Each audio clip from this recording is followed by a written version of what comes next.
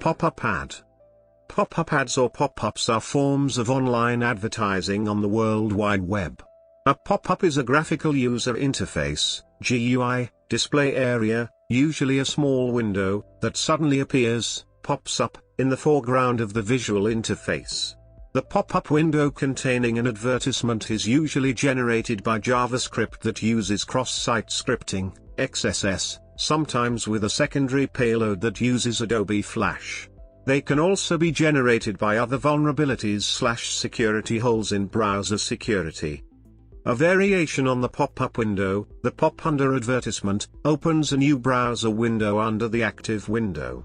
Pop-unders do not interrupt the user immediately, but appear when the user closes the covering window, making it more difficult to determine which website created them. History. Pop-up ads originated on the Tripod.com webpage hosting site in the late 1990s. JavaScript provided the capability for a web page to open another window. Ethan Zuckerman claims he used that capability to launch advertisements in separate windows as a response to complaints from advertisers about their ads appearing on pages with sexual content. Zuckerman later apologized for the unforeseen nuisance pop-up ads had evolved into. Pop-up blocking. Web development and design technologies allow an author to associate any item on a pop-up with any action, including with a cancel or innocent-looking button. Because of bad experiences and apprehensive of possible damage that they may cause, some users do not click on or interact with any item inside a pop-up window whatsoever, and may leave the site that generated them or block all pop-ups.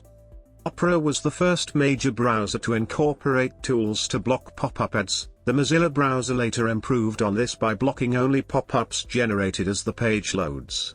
In the early 2000s, all major web browsers except Internet Explorer let users block unwanted pop-ups almost completely.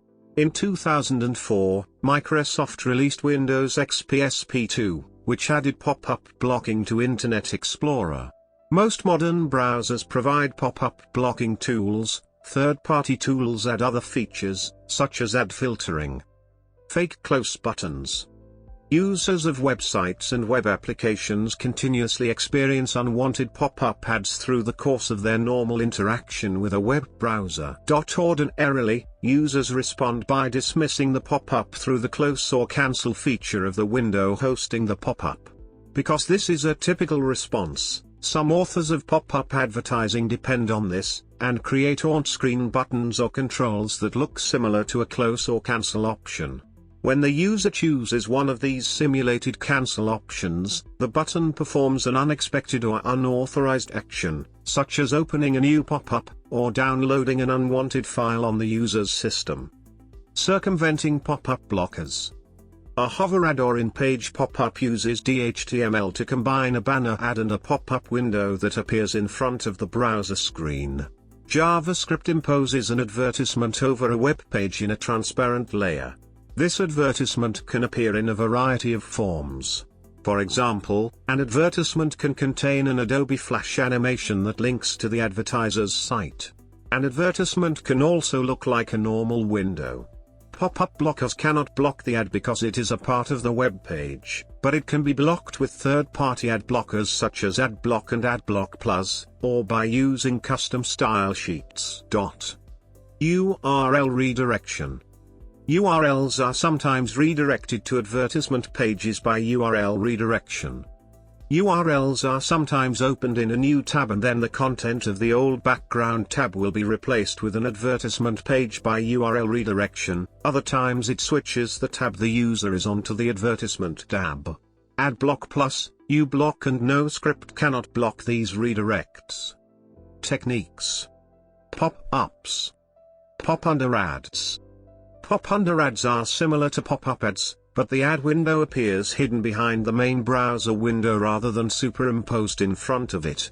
As pop-up ads became more widespread and more intrusive, often taking up whole computer screen, many users would immediately close the pop-up ads that appeared over a site without looking at them. Pop-under ads do not immediately impede the view of content, but remain unnoticed until the user closes or minimizes the main browser window. Pop-under ad technology. A pop-under ad involves two JavaScript functions introduced in 1995 with the Netscape 2.0 B3 browser. Modern web publishers and advertisers use it to create a window in front of the user's screen, load an advertisement, and then send it behind the screen. Most modern browsers allow window.open to execute only if it was called by a user interaction, for example, a mouse click, event handler. Any non-interactive calls, timer callback, load events, etc., to window.open result in the new window being blocked. To bypass this restriction, most pop-under ads trigger on a mouse click event listener attached directly to the document or the document's body. This enables catching all mouse click events that were not consumed by other click event handlers, and calling window.open without being blocked. For example, when the user selects a text, the mouse click triggers the mouse click handler attached to the document and a pop-under opens using the above code. Notice that there are more techniques to bypass the window.open call restriction by hijacking mouse clicks. Patent controversy. ExitExchange.com filed for a patent in 2000 on a subset of pop-under advertising called an exit pop.